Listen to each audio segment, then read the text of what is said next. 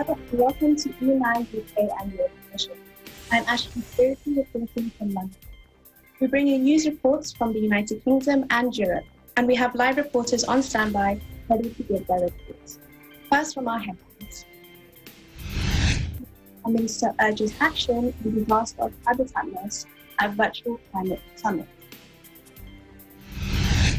French bills in time of pandemic. From EBC UK, documentary tells unknown story of Titanic's Chinese survivors. Reporting with us live, we have Janelle Ankasuga. Hello, Janelle. Hi, Ashley. My report will be about how a new documentary film has revealed the completely unknown story of 6 Chinese men who survived the Titanic. Thank you, Janelle. Also at EBC UK, INC members play culinary skills in a friendly competition.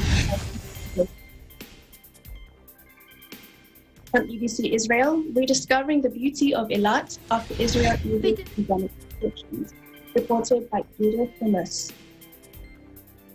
For our sports news, EBC Germany shows us the reaction to the seafood announcement, reported by Vanessa Bowers. For our health segment, we have Get Fit with Aron goal setting. Aron's coach. And lastly, we have our view from our window, where we'll see the colourful skies of winter.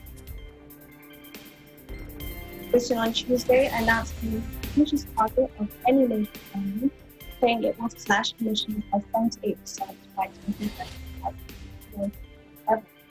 British Prime Minister Boris Johnson announced the commitment as Britain prepares to host a UN conference in November in Glasgow, which is aimed at raising ambitions beyond Paris. He announced the most ambitious target of any major economy during the virtual Earth Day summit. Let's listen in. We were the first country to pass legislation for net zero. We have the biggest offshore wind capacity still, I think, of any country in the world, the Saudi Arabia of wind, as I never tire of saying. We're halfway to net zero. We have carbon emissions lower than at any point since the 19th century. We're ending support for fossil fuels overseas and doubling our international climate finance.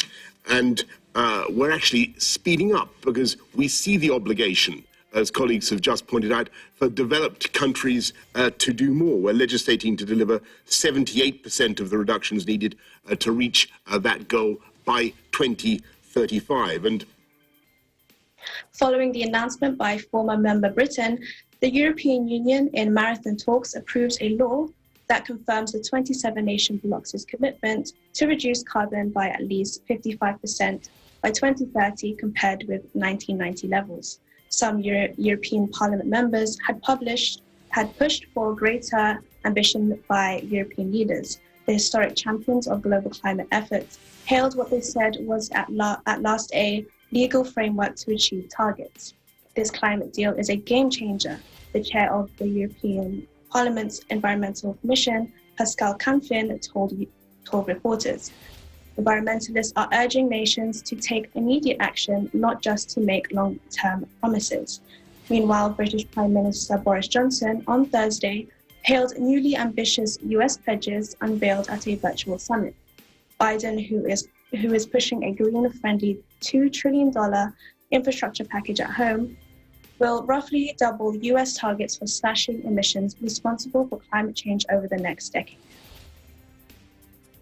France's Prime Minister announced on Thursday a possible reopening of shops and terraces of restaurants and cafes mid-May. He added that the final decision will depend on the evolution of the health situation. Players in many sectors had been piling pressure on the government for reopening after months of closure. Chef Alain Fontaine, president of the French Association of Master Restaurateurs, would like to believe in the reopening but is still waiting to see. He expresses the great concern of his peers because, as he says, the reopening may be harder than the lockdown. He added that they will need to be careful and not rush towards reopening because some business models won't work. While restaurants without terraces won't be able to reopen, others with small terraces won't have enough to reopen. Chef Fontaine hopes that subsides will be maintained. The third lockdown the country is currently in is lighter than the first two, with outdoor activities encouraged to promote mental health. Prime Minister Castex on Thursday stated a genuine fall in the circulation of the virus over the last 10 days and confirmed that the restrictions confining people to a 10-kilometer or 6-mile radius of their homes would be dropped from May 3. The government may also consider reopening on a regional basis, starting with areas with lower virus prevalence. More than 102,000 people have died due to the virus in France. The vaccine campaign is now gaining pace, with over 13 million people having received at least a first dose.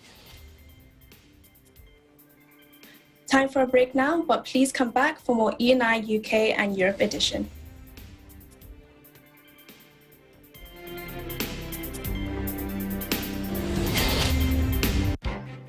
Events happen around us all the time, in our community, in our country, around the world. Events that affect people, move communities, or simply inspire us. Interesting events that people need to know. In these interesting times, we continue to be a competent partner in delivering news about these events. Fast, accurate, balanced, eagle news, because we live in interesting times.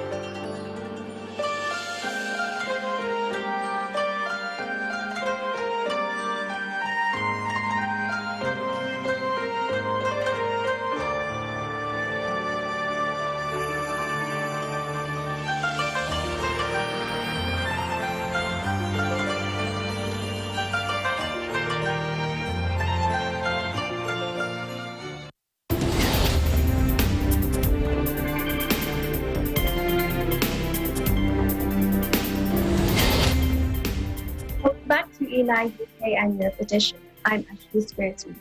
Interesting stories from around the UK this week. A documentary tells a story of Chinese survivors of the Titanic. Janelle Ankasuga joins us in the topic today. Hello, Janelle.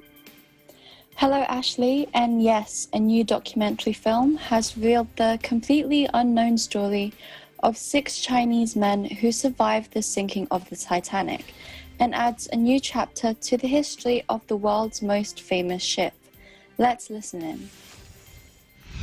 Towards the end of that project, Stephen came to me and said, you know what we should do for the next one is we should do the Titanic Chinese story with the Chinese guys who were on Titanic. And I thought he was joking, because I thought, you know, it's one of those things that we would laugh about, you know, oh, there's a Chinese aspect to this, and then of course there isn't, it's just a joke. You know, but it turned out to be true. I looked it up and it was true. And above anything else, audiences here are saying, you know, thank you for filling this hole, kind of thing. Thank you for filling in this little bit of unwritten history, or maybe badly written history, for rewriting a bit of history where it looked like we didn't have a part, or if we did have a part in it, then it was somehow shameful and not to be spoken of. With Oscar-winning director James Cameron as executive producer, The Six has earned glowing reviews in China, and at one point trended on the country's Twitter-like Weibo after its release on Friday. For the Britain and lead researcher Stephen Schwankert, The Six gives a voice, life, and faces to a small band of Chinese men who were among about 700 people to survive the Titanic sinking in 1912. Director Arthur Jones said that a painstaking project stretched over several countries and years began as little more than a joke between longtime friends, both of whom are based in China. Jones said they knew they were onto something when they mentioned it to Chinese friends, who were amazed that there was a completely unknown story from the Titanic. The Six Seas Schwankert and his fellow researchers pore over archives and meet descendants across continents as they try to piece together what happened to the men after surviving the most famous sinking of all time. 8 Chinese were aboard the fateful vessel in 3rd class when it sank after hitting an iceberg. 6, most of them sailors but not working on the Titanic, made it out alive on life rafts, debunking claims that they sneaked onto lifeboats by disguising themselves as women or hiding on the raft. Cameron, who won Best Director and Best Picture at the Oscars for his 1997 smash hit Titanic, was fully supportive of the documentary and allowed Jones to show a scene which was not included in the cinema version of the blockbuster. In the cut scene, an Asian-looking man hanging on for life on a piece of wood is plucked from freezing water, perhaps becoming the last person to be saved. When Schwankert and his team tracked down the man's son in real life, it turned out that he knew nothing of what his late father had endured, because he never really spoke about it. As they delved further into what became of the 6 men, word of their project spread, drawing more people to come forward with information. From this relatively unknown story being brought to the light, Chinese viewers are happy that their countrymen's true survival story has now been told. Back to you, Ashley. Thank you, Janelle. The Six sounds like a very interesting and successful movie about Asian people. How does this connect with today's sentiment about Asians? Well, Ashley, the director, Arthur Jones, hopes that overseas audiences will have the same reaction as their Chinese counterparts and finally dispel myths that have endured for more than a century. A strong element of this film is the prejudice that Chinese immigrant workers, like the seamen, faced as they sought new lives in the West. The Chinese Exclusion Act of 1882 prohibited Chinese laborers from entering the United States, slamming the door on their American dream. The men arrived in New York with other survivors, but were shipped out of the country less than 24 hours later. The parallels between anti-Asian sentiment then and now in the United States and the United Kingdom are not lost on Jones and Schwankert, who stated that these negative feelings of hate and racism towards Asian people during the pandemic didn't just develop in the last few months, but they are deep-seated problems. Ashley? Thank you again for joining us today, Janelle. We hope to see you again. Thank you for having me. Reporting from London, United Kingdom, I'm Janelle Kasuga. We live in interesting times. From the UK to continental Europe, members of the Iglesia Ni Cristo or Church of Christ share their creativity and culinary skills. Grace Rivera has a report for us. Let's take a look. As we continue to find ways to meet and connect with our friends and loved ones amidst the ongoing global COVID restrictions, the members of the Iglesia Ni Cristo in Europe and in the United Kingdom held an inter-district friendly competition showcasing the culinary expertise of their members. This activity is initiated by the Church's Christian Family Organization as a platform to introduce and meet other members from within the United Kingdom and the European church community who all share the same passion for cooking. The competition extends to 8 different districts. The participants are scored based on their skills and competency in producing a 3-course meal. Not only was this activity enjoyed by the contestants themselves, but also by the viewers all across the UK, and the 8 European districts who had been inspired by the creative menus and cooking ideas they had watched. It was a pleasantly light Sunday afternoon, watching families happily working together as they present their best cooking artistry. So our inspiration and our motivation for this kind of activity are our families and loved ones. First time ko po nag-participate sa cooking competitions. Ang main course at ang dessert po ay typical dishes dito sa Spain po. Hello po, I'm Sister Denise Agusio from the Kadiwa organization here in the local congregation of Milan, District of Milan. What motivated me to participate in this activity is challenging myself in one of the many things I like to do, which is cooking. So we get to see the talents of brethren from different parts of the world, and it's nice to be united in this activity. Many different activities are constantly launched by the church administration, whose aim is to keep and maintain the activeness of the church members all over the world. Despite the current pandemic situation, which continues to hinder the physical social gathering and fellowship of its members. Reporting for Eagle News, United Kingdom, I'm Grace Rivera. We live in interesting times. Thank you, Grace, for that report. Time for a break, but please come back for more E&I UK and Europe edition.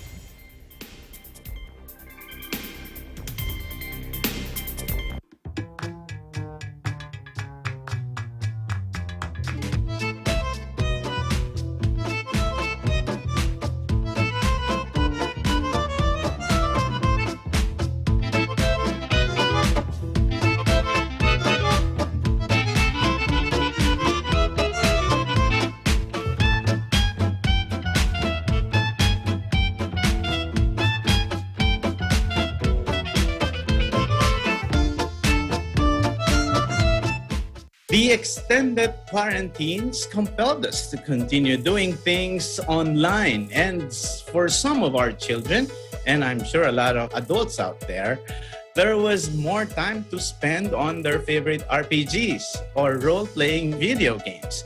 RPGs are presenting incredible universes with high fantasy kingdoms.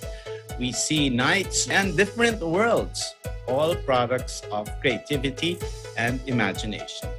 The good news is video gamers now have an option to play Filipino-designed games that place Philippine pop culture, history, and tradition in the gaming experience. Today, we will showcase the talents and skills of Filipinos in creating and developing game and mobile applications that incorporate the Filipino culture for both local and international audiences. So I want sa mga kabataan na gawing passion yung gaming, not because maging addictive, and also para bigyan ng goals sarili mo.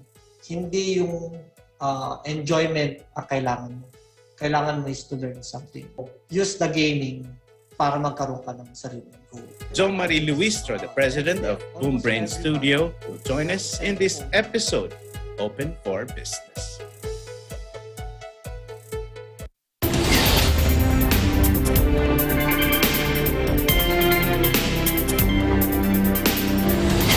Welcome back to United UK and Europe edition. I'm Ashley Squarety. Interesting stories in Europe this week. In Israel, visitors rediscover the beauty of Eilat, a popular beach destination. Judith Immers brings us the story. With the looks of the people outside, one can see a lot of smiles on the faces of the people here in Eilat, Israel. After a long period of time where stay-at-home was the norm, they can now go about rediscovering the beauty of nature. After Israel's coronavirus plummeted to 97%, different establishments, restaurants, malls, gyms, and beaches are now open. And Eilat is one of the favorite beaches to visit in this region. And now, The beauty of this place is being witnessed by many people again. It is also known for its diving fraternity, attracting both novice and seasoned divers as the coastline is home to a spectacular coral reef. Located at the southernmost point of Israel, Eilat is Israel's top beach resort, busy with visitors all year round for its endless sunny days. Reporting for Eagle News International, from Israel, I am Judith P. Mus. We live in interesting times. Thank you for bringing us this story, Judith. The announcement of a new Super League creates various reactions across Europe. Vanessa Gowett has some of the details. Let's listen in.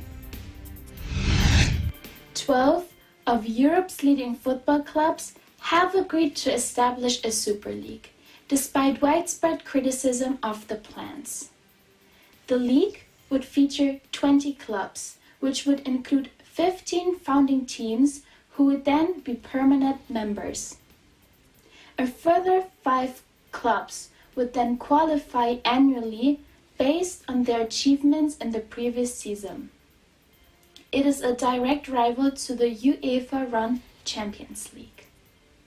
Arsenal, Chelsea, Liverpool, Manchester City, Manchester United, and Tottenham Hotspur are the English clubs involved.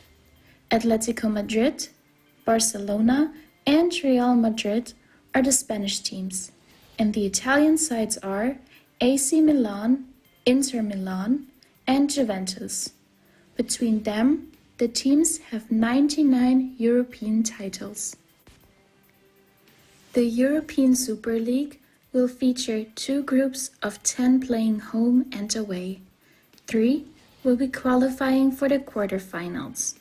The 4th and 5th placed clubs will play off for the quarterfinal spots. Europe's top clubs want guaranteed income, with the UEFA Champions League being played with a qualification process. The clubs do not want to lose the money coming from the European tournaments. UEFA President Alexander Ceferin said that the plans for a new European Super League called ESL is shameless. In an interview, Ceferin said, "Because we respect the fans, the traditions, football, the football community, our society, we will win. In the end, we will win." The president of European football's governing body had reiterated in a press conference that any players involved in the proposed breakaway will be banned from the World Cup and European Championship. No German or French club has yet signed up the Super League. Christian Seifert, CEO of the German Football Association, called DFL, said his organization opposes the concept of a European Super League. However, the European Super League is already in tatters after all 6 English clubs announced on Wednesday that they would walk away from the project. Chelsea were the first to signal their intentions to leave. Manchester City became the first to officially pull the plug, while Arsenal, Liverpool, Manchester United, and Tottenham have also confirmed that they are out. Both Inter and AC Milan are also ready to quit the project, according to reports in Italy. Of the original 12 founding members, just Real Madrid, Barcelona, Atletico Madrid, and Juventus remain.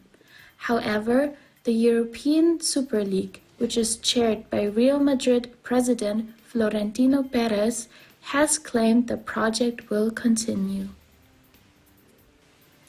I'm Vanessa Gowett for EBC Germany, and we live in interesting times.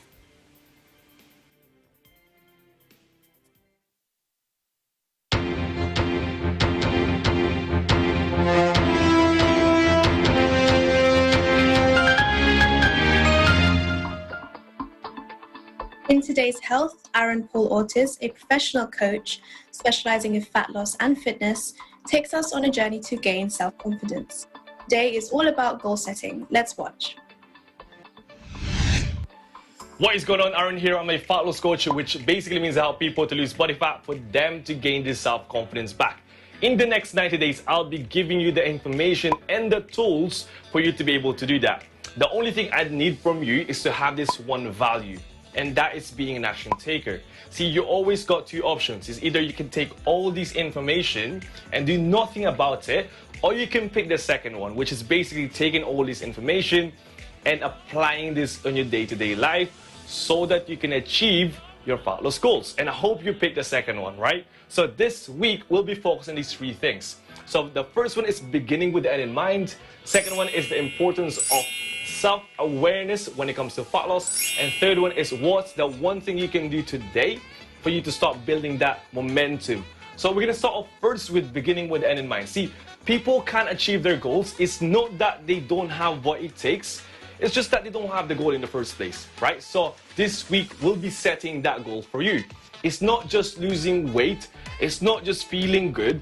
It's something that is specific, measurable, attainable, realistic, and time scalable. So it's something maybe fitting into your jeans that you haven't worn for the last 3 years. Or maybe losing 15 pounds in the next 12 weeks, right?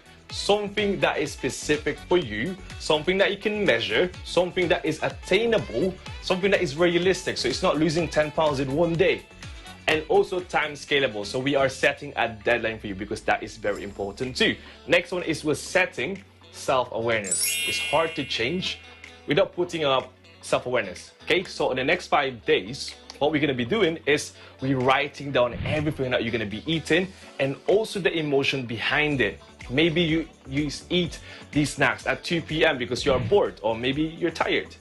Okay, or 10 a.m. maybe you're hungry. So put the emotion behind it so that the week after it'll be easier for us to make a change because you are now aware of what you're doing and for you to be able to change it.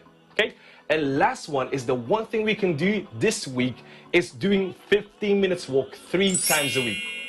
So there's no point doing 5 times a week exercises, going to the gym, and also failing on the first week, right? What we'd want to do is just gain that confidence first, right?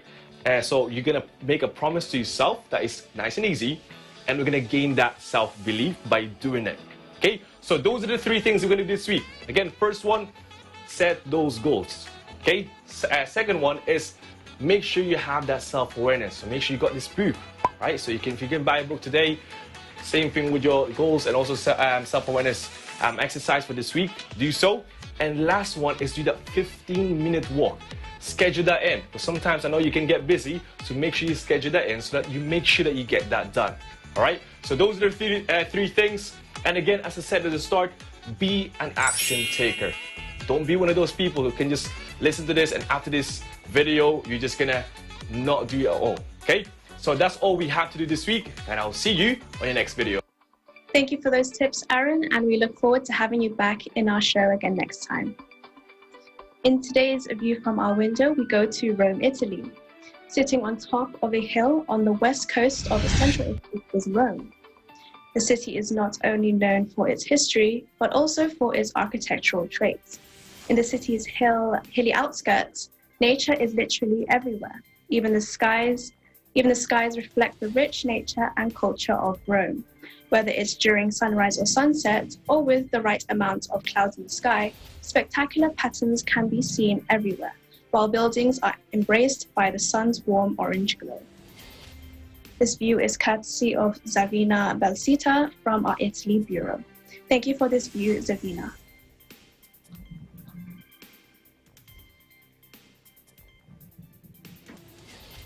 That's it for today's program. Please stay safe and keep positive as we bring you more stories next week from the United Kingdom and Europe.